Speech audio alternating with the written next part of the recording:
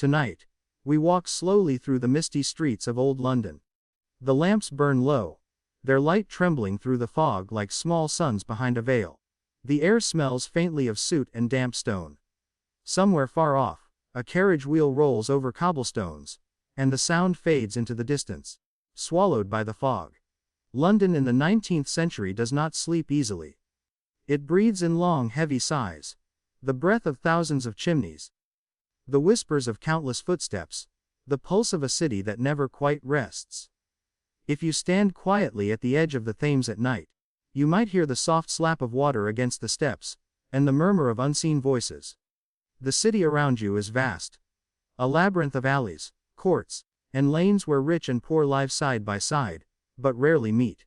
Above the roofs, the sky glows faintly from the factory fires, and the fog folds itself around the spires like a blanket. This is the London of the crawlers. The forgotten wanderers of the streets, whose lives unfold in the dim corners most never notice. In the daytime, the city is all noise and movement. Horses clatter along Fleet Street, and vendors cry out their wares, and ladies sweep past in rustling skirts. But when night comes, the voices thin, the streets grow emptier, and another London awakens, slower, softer, and infinitely sadder. Beneath the arches, in doorways, under bridges, people begin to settle for the night. They wrap themselves in shawls or sacks, curl beside walls still warm from the day's sun, and wait for morning.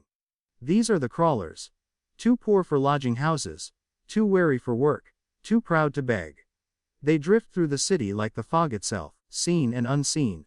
If you could follow one of them, an old woman perhaps, wrapped in layers of faded fabric, you would see her shuffle through the market just after dusk.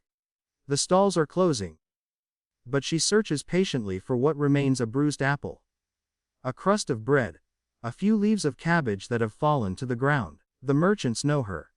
They do not call her names.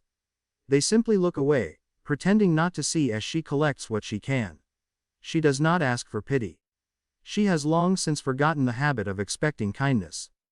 With her small bundle gathered, she makes her way down a narrow passage where the gaslight barely reaches. Her shoes are thin, her feet wrapped in rags, and each step echoes faintly against the stone. Somewhere ahead a cat cries, the soft, hollow sound of hunger, and she murmurs to it as though it were an old friend. At last she finds a quiet archway beside a warehouse. There she settles, leaning against the cold wall, the shawl drawn close around her face.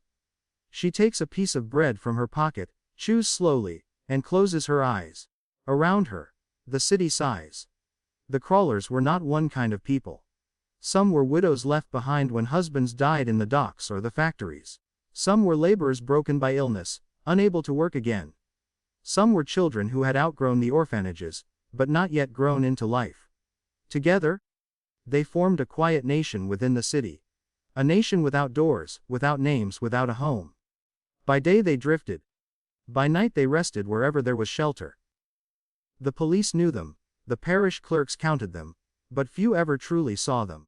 In the damp streets near Whitechapel, the air smelled of smoke and beer. Gas lamps flickered, shining on puddles that reflected the faint yellow light like molten brass. From the taverns came laughter. Not cruel, but careless. And the sound carried strangely through the fog. The crawlers heard it as they passed, the echo of a world they once belonged to. They moved slowly, careful not to draw attention. Their lives depended on being unnoticed. A constable's glance might mean a night in the workhouse, or worse, the cold cell of the police station. Every evening, as the last shops closed, the same slow migration began. Women with shawls drawn tight, and men with bent backs wandered toward the bridges. The arches beneath the railway lines and the piers of Blackfriars became their dormitories. There was a quiet order to it. No talk, no quarrels. Only the soft rustle of cloth, and the faint scrape of shoes. The crawlers lay close to one another, not out of affection but for warmth. They shared the heat of their bodies like creatures in winter, waiting for the night to end. Sometimes a passing lamplighter paused to look at them. His pole lifted high, the flame at its tip catching the fog in small bursts of gold. He might sigh, or shake his head, then move on. Londoners were used to sorrow. It was part of the city's rhythm, like the tolling of bells or the creak of carts. Yet even among all that misery, the crawlers stood apart. They were the city's quietest inhabitants. Neither alive in the sense of living, nor dead enough to be forgotten. In the early hours, when the fog thickened and the chill deepened, they would huddle closer. The stones beneath them swayed with moisture. From the river drifted a smell of tar and salt. Somewhere, a church clock struck 2. A few dogs barked, then silence again. The crawlers slept sitting up, heads bent, arms folded around their knees. They learned to rest without lying down, for the ground was too cold, and to dream without closing their eyes entirely, for the streets were never safe. Dawn came slowly to London. First a thin gray light behind the roofs. Then the sound of carts, then the cry of milk sellers. The crawlers stirred. They stretched their limbs stiff from the night, gathered their few possessions. A tin cup, a scrap of cloth, a broken umbrella, and rose to blend again with the waking city. Within an hour, their presence was erased. The arches stood empty, the pavements bare, as though they had never been there at all. But the crawlers left traces. Small and human, a footprint in the soot, a crust of bread, a faint warmth lingering on the stones. The city's workers passed those places without noticing, stepping through the ghost of another life. Only those who had lived long on the streets could see the signs, and even they did not speak of it. Misery, in London, was not something to discuss. It was something to endure. If you walked through Covent Garden at sunrise, you would see another side of their world. The flower girls arranged their blooms, violets, primroses, and ferns, while the crawlers waited nearby, hoping for a dropped petal or a kind glance. The scent of crushed flowers mixed with the smell of horse dung and smoke. For a moment, the city almost seemed beautiful. But beauty was a fragile thing here, easily broken by the rattle of carts and the weight of hunger. The market porters shouted, and the day began again. Some crawlers followed the crowds, hoping to earn a penny carrying baskets. Others moved toward the docks, searching for scraps of rope or wood to sell. The youngest darted between carriages, calling out offers to clean boots or polish handles. Work, when they found it, was brief and poorly paid, but it kept them moving. And movement was life. To stop too long was to be noticed, and to be noticed was to risk being swept away. As the morning wore on, the sun struggled to pierce the haze. It painted the city in dull silver, glinting off puddles and rooftops. Children ran barefoot through the alleys, their laughter thin but bright. Among them moved the crawlers. Slow, quiet, stooped, as if from another time. No one looked twice. In a city of millions, invisibility was easy. When the evening came again, the pattern repeated. The same corners, the same walls, the same slow return to the arches. There was comfort in repetition, even in misery. It gave the crawlers something like a heartbeat, a rhythm that carried them from day to day. They spoke little. Words were expensive things, easily wasted. But sometimes, when the fog was thick and the night was kind, one might hum softly. An old tune from childhood, half remembered. The sound was gentle, almost too faint to hear, and it faded quickly into the murmur of the city. They were not without kindness among themselves. A crust shared. A hand held steady when someone stumbled. These small gestures were their wealth. The crawlers had little else. Yet within that poverty there was a strange dignity. They did not plead or protest. They existed quietly, as part of the city's endless breathing. As natural and as unnoticed as the turning of the tide on the Thames. When rain fell, they found shelter where they could. Under carts, in doorways, beneath bridges. The sound of rain on stone became a lullaby, steady and soft. Water trickled along the gutters, carrying scraps of straw and soot toward the drains. The crawlers watched it flow, their eyes following the tiny currents. It reminded them, perhaps, of motion, of the world still turning even when life stood still. At times, charity appeared like a flicker of light. A woman from a mission might bring a pot of soup. A policeman might turn away instead of arresting. Such mercies were rare, but they mattered. They were sparks in the fog, small, trembling but real. And in those moments, the crawlers would lift their heads, meet a gaze, and for a heartbeat be visible again. The nights were long, but not endless. Seasons turned, as they always do. The fog of winter gave way to the soft rains of spring, and the crawlers followed the change without comment. They watched the markets bloom again. The trees along the embankment grow green, the air fill with the scent of wet earth. They knew every stone of the city, every echo, every sound. London was their home, though it gave them nothing in return. As the days lengthened, the crawlers adapted their rhythm to the light. In summer, the nights were shorter and softer, and they wandered a little longer before resting. The city, too, changed its scent. Instead of coal smoke, the air carried the smell of tar from the newly paved roads, of horse sweat, and of the river warming in the sun. In the narrow courts behind Drury Lane, where the poorest lived, the heat gathered like breath trapped between walls. Laundry hung from ropes above the alleys. Thin shirts and faded skirts fluttering in the slow breeze, casting faint shadows on the cobbles below. Children darted between the hanging linens, their laughter echoing against the brick. They played with sticks, with stones, with anything that could be imagined into a toy. A broken bottle became a telescope, a bent tin became a drum. The crawlers watched them sometimes, smiling faintly. The children belonged to the tenements rather than the streets. They had walls, at least, even if the roofs leaked. But poverty blurred all boundaries. Some of those children would grow, find work, and leave. Others would one day join the ranks of the crawlers themselves. The city had a way of deciding who rose and who sank. At midday, the heat pressed down so heavily that even the crawlers sought shade. They found it under bridges, or along the cool stone of church walls. The bells tolled, echoing through the air, and pigeons fluttered in lazy circles above the steeples. Street vendors moved slowly, calling out their wares in voices cracked by the sun. "Hot eels! Fresh pies! Watercress, penny a bunch!" Their cries rose and fell, weaving through the hum of carts and footsteps. For those who had nothing, these sounds became a kind of company, a reminder that life still moved around them. There were days when fortune took an unexpected turn. A passing cabman might drop a coin, or a baker, soft-hearted at the end of his round, might leave a few unsold loaves near the curb. The crawlers learned to notice small mercies. They had sharp eyes for detail, the way a shopkeeper's apprentice swept crumbs into the gutter, or how the wind might carry the smell of soup from a lodging-house window. Hunger sharpened their senses until the world became a map of possibilities, faint and fleeting. But most days passed quietly without such grace. Hunger gnawed slowly, like time itself. Some crawlers found brief work, sweeping crossings, hauling refuse, selling matches. But the city offered little to those without strength or skill. And strength was the first thing poverty took. So they drifted again, watching the world from the edges. At night, London became a sea of lamps. The crawlers moved through it like slow waves. On the bridges, the glow of gaslight shimmered on the water below, and the fog turned each lamp into a floating orb. The crawlers walked in silence.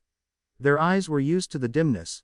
They saw the gleam of wet stones, the shifting patterns of shadow. Sometimes, when the moon broke through the clouds, the whole city seemed to pause. The river gleaming like metal, the rooftops pale as bone. In that silver light, the crawlers almost looked peaceful, as though sleepwalking through another world. They were not all old. Among them were young men, gaunt and quiet, who had once been apprentices, sailors or soldiers. Their faces were hollow but not cruel. They moved with a certain patience, a tired acceptance. London had chewed them up and left them wandering. They did not speak of the past. The past was a luxury, and memory only deepened the ache of loss. Instead, they focused on the present. The next meal, the next place to rest, the next hour to endure. And there were women. Thin, stooped, their hands red from cold, their faces shadowed by bonnets. Some had once worked in factories, others as laundresses or seamstresses. They had lost husbands, or homes, or simply the strength to keep up with rent. Society had a way of erasing such women gently, quietly, until only their footsteps remained. The crawlers were full of them, forgotten mothers, widows of the living as much as the dead. They spoke softly, when they spoke at all, and often they carried small tokens: a ribbon, a brooch, a child's shoe. Memories wrapped in cloth, kept close to the heart. Every now and then, a stranger from the world above would descend. A journalist, a preacher, or a reformer. Determined to see the dark side of London for themselves. They came with notebooks and good intentions, asking questions that could not be answered. The crawlers, bewildered but polite, allowed them to look.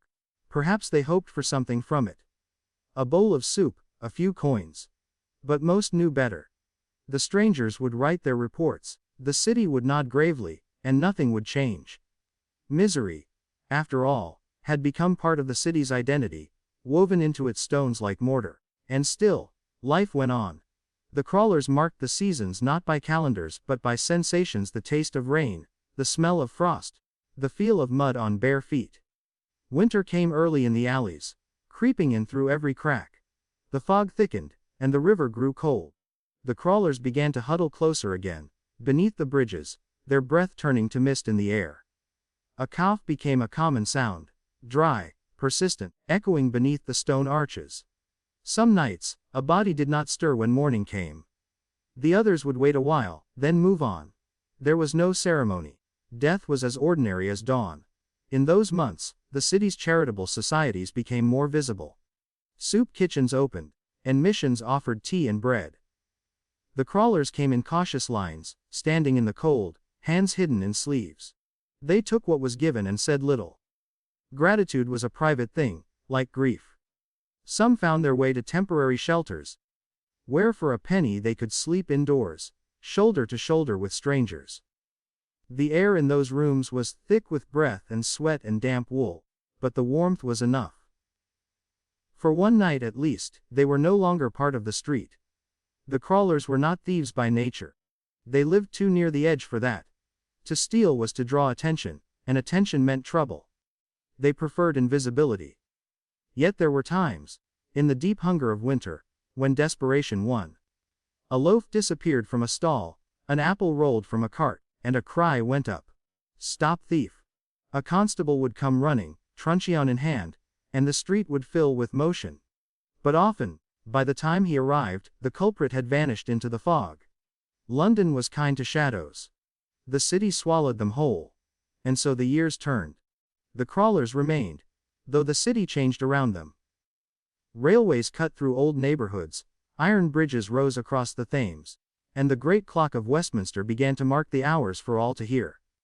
Progress, people said, was unstoppable. But for the crawlers, progress was just another word for distance. The world moving on without them. They watched it all, their faces calm, their eyes reflecting the glow of the new lamps. Time, to them, was endless. Some nights, the crawlers found comfort in small things. The sound of church bells on a Sunday evening. The faint warmth of a bakery wall after closing. The sight of snow falling through lamplight, turning the city briefly gentle. In those moments, life felt almost kind again. They would talk, softly, about nothing in particular. The weather, the markets, the sound of the river. Their voices were low and steady, carrying no bitterness. They had learned long ago that anger served no purpose. The world did not notice their suffering, and they did not expect it to. The crawlers' London existed, just below the surface of the one described in books. It was not the London of carriages and gentlemen, nor of opera houses and fine tea. It was a quieter, humbler version, the city seen from its own shadow. Its rhythm was the rhythm of footsteps, its lullaby the hum of distant wheels. And though few spoke of them, the crawlers gave the city its texture, its melancholy grace. Without them, London would have been less human, cleaner, perhaps, but emptier. By late spring, when the rain softened, and the air grew sweet with lilac, the crawlers stirred earlier in the mornings. The river shimmered again, and the sun touched the rooftops with a warmth that felt almost like forgiveness. They moved through the awakening city as they always had, unnoticed. But now with lighter steps. Hunger still followed them, but for a few weeks, it seemed a gentler companion. The world was green again. And even the poorest souls could feel it. There were birds nesting in the crevices of the bridges, and their songs drifted down to where the crawlers slept. They woke to that sound, to the soft light filtering through the arches. and for a moment they could imagine another life. One where mornings meant safety. Where streets led to homes instead of endless wandering. But such thoughts faded quickly. The city did not change for dreams. And yet, there was something unbreakable in them. A quiet endurance that defied despair. The crawlers, for all their suffering, had learned the art of survival. They knew how to find warmth where others felt only cold, how to stretch a scrap of bread into a meal, how to see beauty in the pale glow of a street lamp reflected in a puddle. They had become, in a strange way, part of the city's soul. Its conscience, perhaps, whispering softly through the fog. Morning in London was not always gentle, but it always arrived. A gray light crept across the rooftops. A gliding slowly down into the narrow lanes where the crawlers stirred. The air smelled faintly of coal smoke and damp earth, and somewhere a church bell rang, slow and steady, calling the city awake. The crawlers blinked against the cold, stretching their limbs one at a time. Their bones ached. Their clothes clung to them with the night's moisture, but they rose without complaint. Habit, more than hope, carried them into the day. The first task was warmth. They sought it in small ways. By walking briskly, by standing near bakeries where ovens were already lit, by following the sun wherever it slipped between the buildings. The city's poor knew every corner, where heat lingered, the walls beside factories, the grates that breathed steam from laundries, the alleys where wind could not reach. They learned the city's moods as one learns a living thing, sensing when it might be kind and when it would turn cruel. The crawlers moved quietly through Covent Garden and Drury Lane, their eyes alert for anything left behind from the markets. A bruised apple, a heel of bread, a strip of paper that might serve as kindling. Some paused by the water pumps, where clean water could still be drawn. They drank deeply, then washed their faces with hands that trembled slightly in the chill. To the passerby, they might have looked like shadows moving through morning fog, but to each other, they were familiar presences. Not friends exactly, but known souls, bound by the same invisible thread of endurance. As the city woke fully, carts rolled by, their wheels clattering against the stones. Milk sellers called in clear voices, their pails swinging, while chimney sweeps trotted past, faces blackened with soot. The crawlers stepped aside to let them pass, blending into doorways and arches. To be invisible was safer. Visibility invited questions, and questions led to trouble. They had long learned that the best way to survive in London was to move like water, flowing, unnoticed, finding the quietest course. Sometimes, they gathered near the riverbanks where the tide exposed patches of sand and mud. There, mudlarks, often children, searched for bits of coal, rope, or metal to sell. The crawlers watched, sometimes lending a hand, sometimes only standing in silence. The river was both comfort and danger, a vast, shifting mirror of the city's life. It gave and took without care.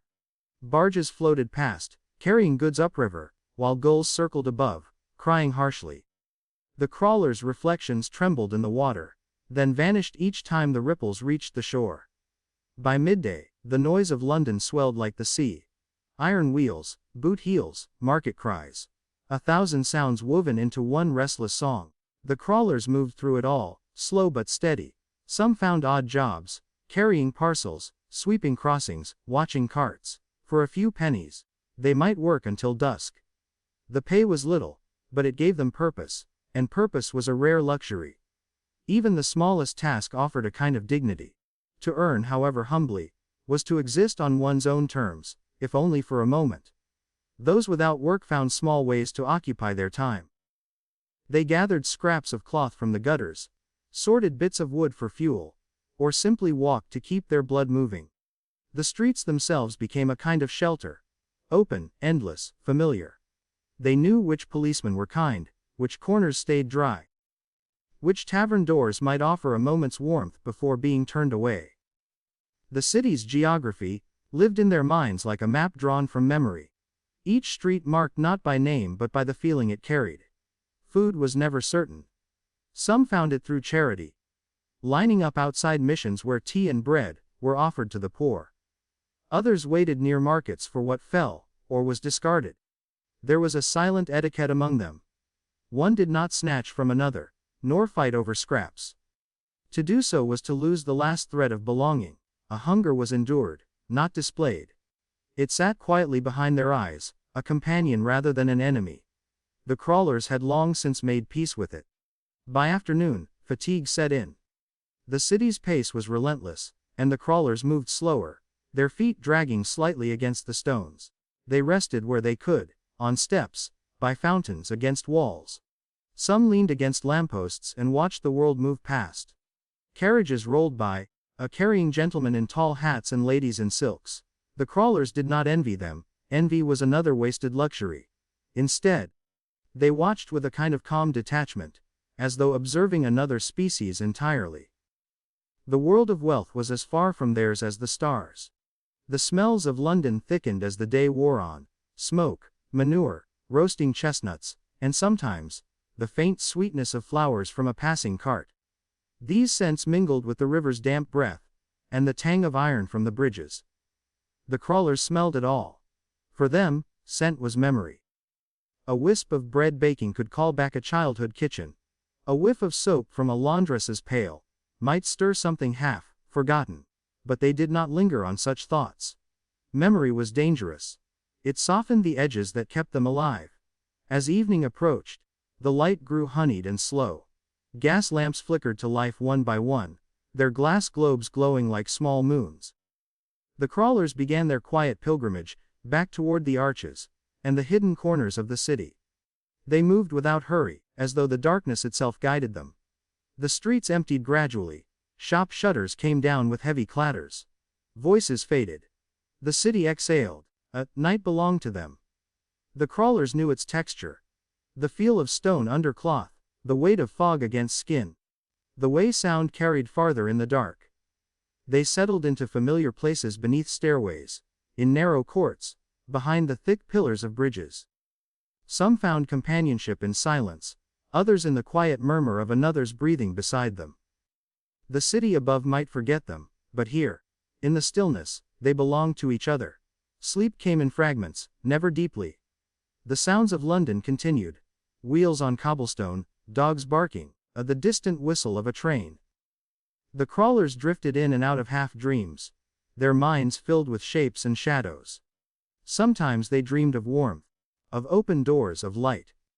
Other times, they dreamed of nothing at all, just a gray quiet that matched the fog around them.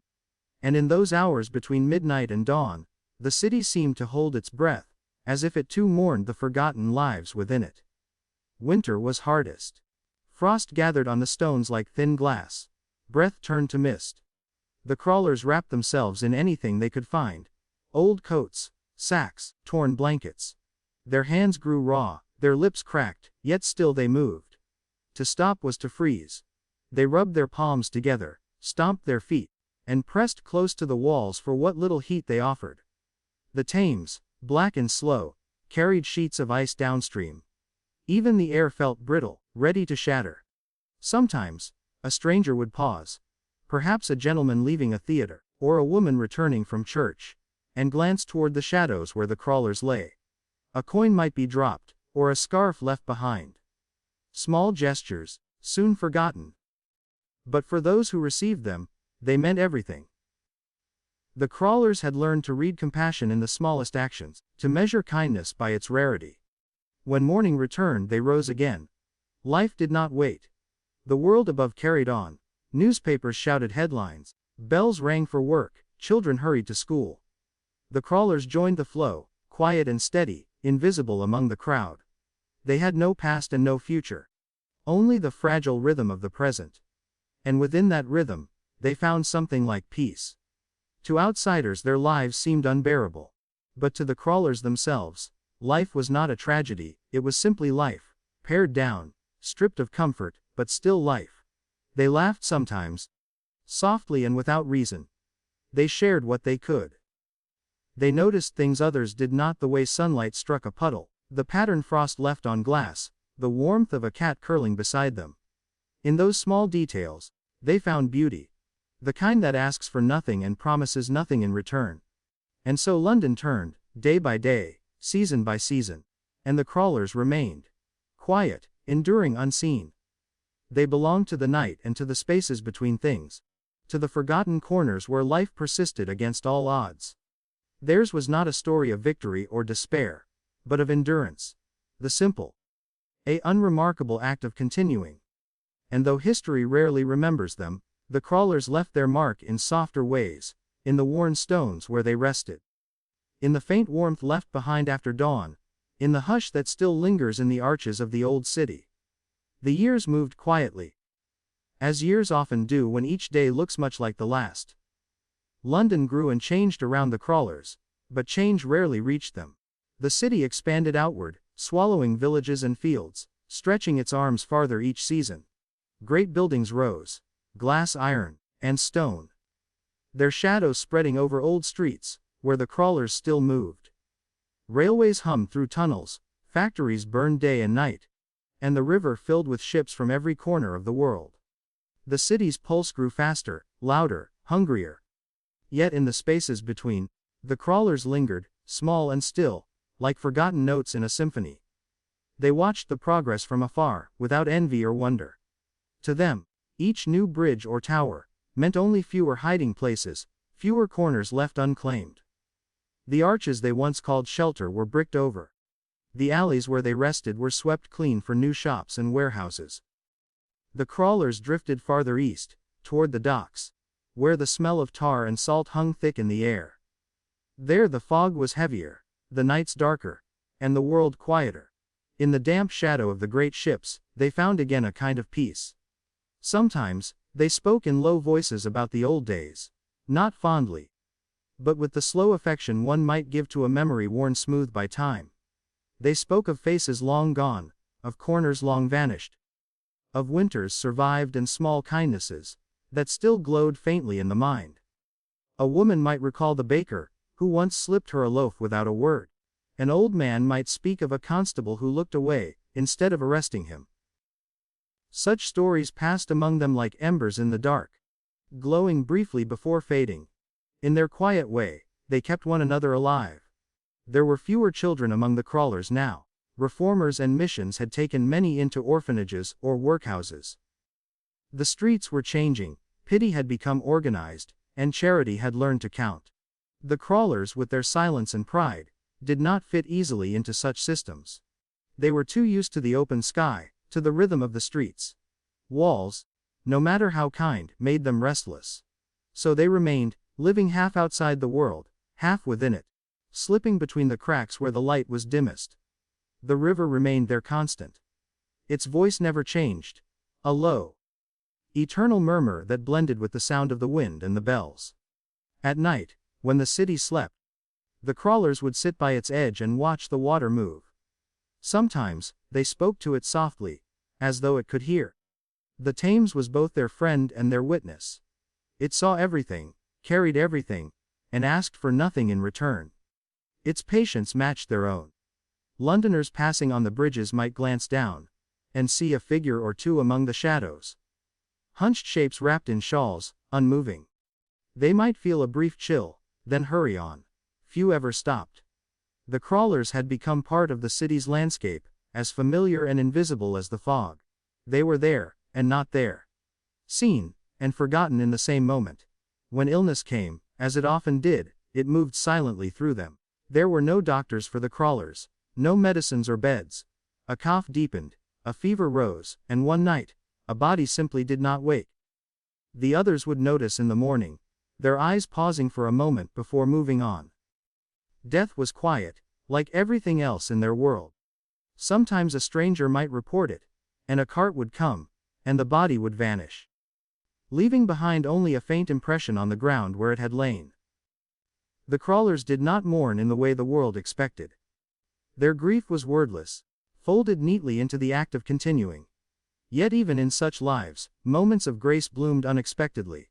A candle in a mission window. The sound of a hymn drifting through the fog. A loaf shared among three instead of one. Small lights in a vast dark. The crawlers did not speak of faith in the way priests did, but they carried their own kind of devotion. Not to any god in particular, but to life itself, fragile and fleeting. They had learned that to wake each morning, to draw breath and walk again, was a form of prayer. The sound of the city changed over time. The clip of horses began to fade, replaced by the rumble of engines and the hiss of steam. The crawlers heard it all, the slow turning of an age. The smoke from the factories grew thicker, and the nights grew brighter with new lamps. The old gaslights flickered out one by one, replaced by electric glow. For those who had known only the soft flicker of flame, this new light felt harsh, almost cruel. It left fewer shadows to hide in. The crawlers moved east again, toward the edges of the city, following the darkness that still remained. Some found shelter in the growing sprawl of docks and warehouses. There were corners there that no one cared to notice. Gaps between sheds, empty barges, forgotten cellars. They lived among the smells of rope and seaweed, of oil and salt. The air was thick, but it was home. They slept to the creak of timbers, and the lap of waves against stone.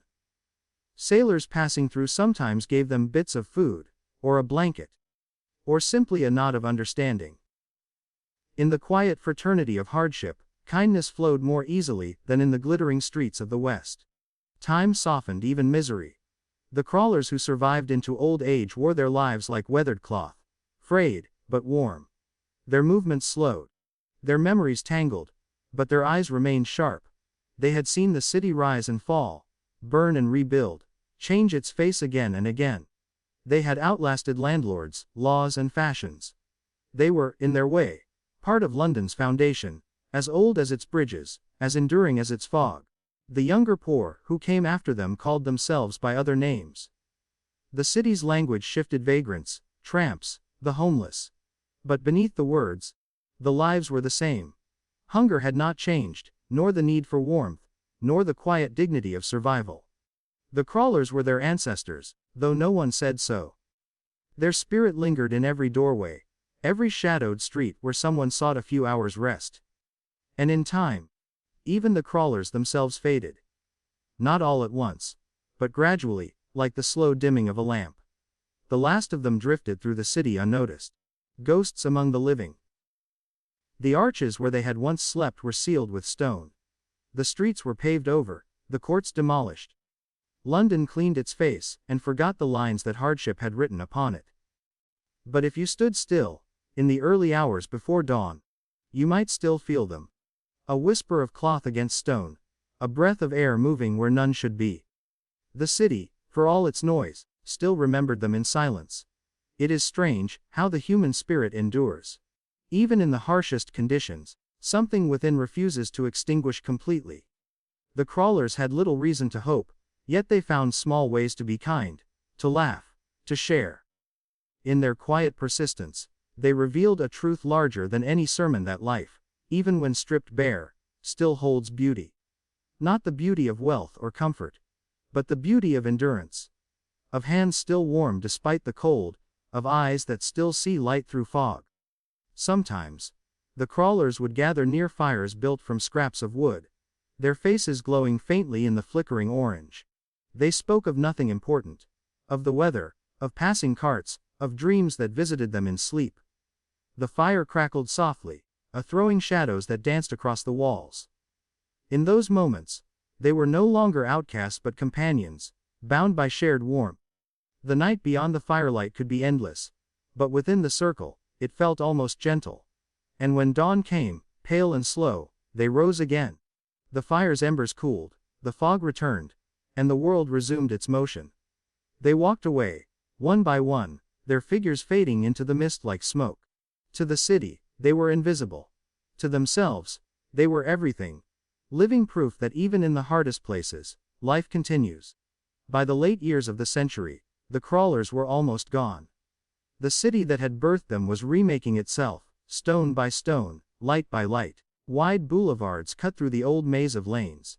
Markets were rebuilt, slums cleared, and walls rose where once there had been only open ground and shadows. Reformers wrote reports, officials signed papers, and somewhere in the process, the crawlers slipped silently out of history. No one marked the last of them. There was no date, no record, no final cry. It was as if the fog itself had gathered them up, and carried them away. Yet London kept their memory, tucked deep beneath the noise. In the texture of the bricks, in the smell of wet cobbles after rain, In the hush that settles just before dawn, they lingered.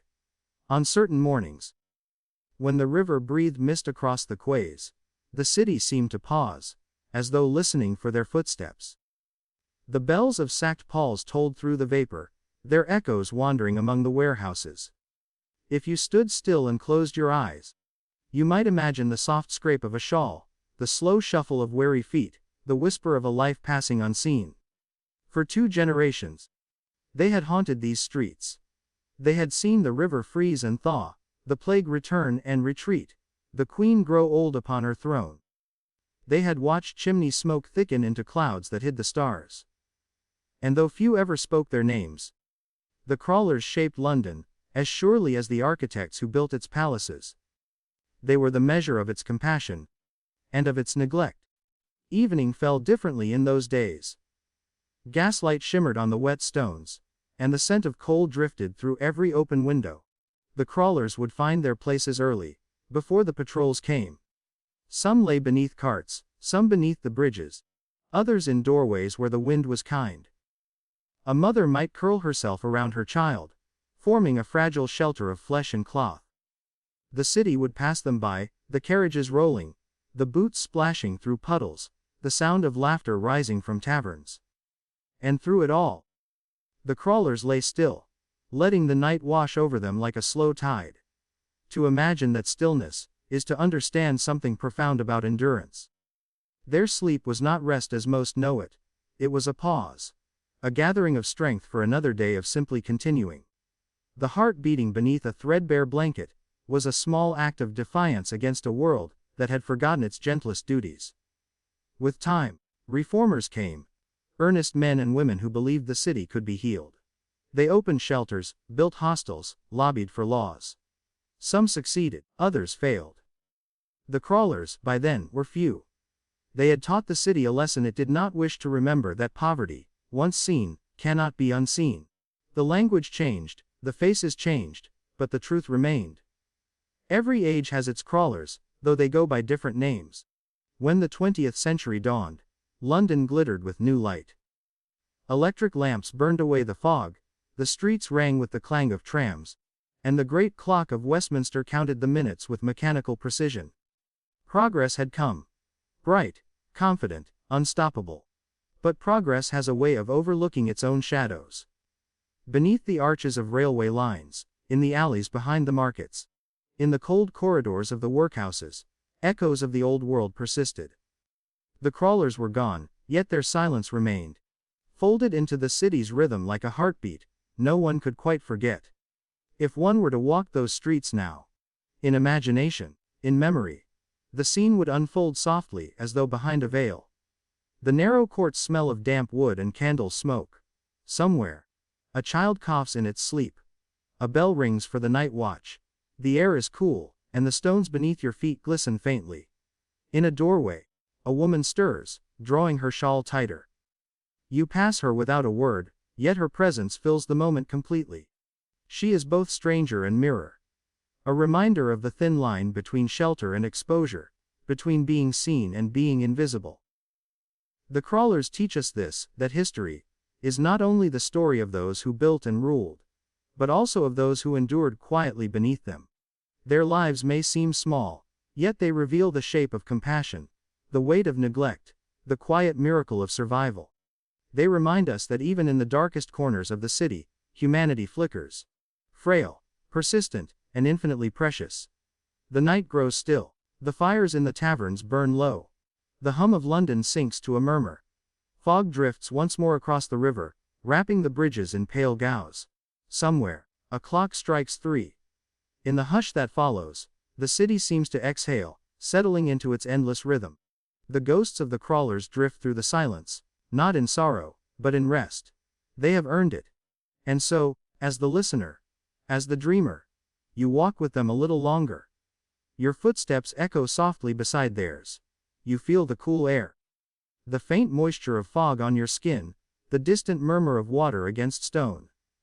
The world narrows to these sensations, the slow breath of the city, the pulse of life within it, the warmth of being alive despite everything.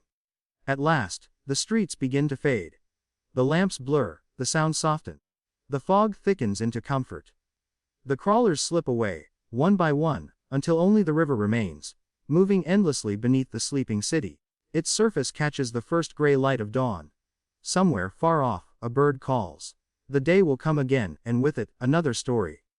For now, rest. The past has spoken in whispers. The city sleeps.